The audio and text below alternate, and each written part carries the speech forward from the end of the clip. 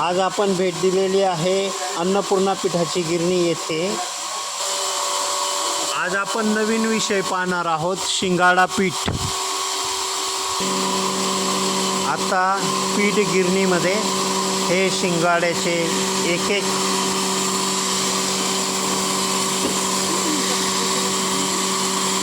एक पीस टाकले जात आहे आणि आपण बघत आहोत की छान अशी बॅच तयार होत आहे।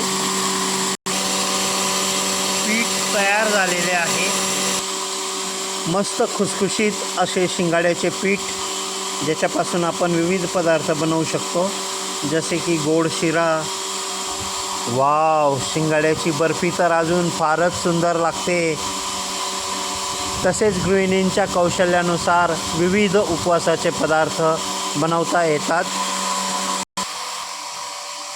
चला तर पुन्हा भेट देऊया अन्नपूर्णा पिठाची गिरणी शिंगाडा पीठसाठी।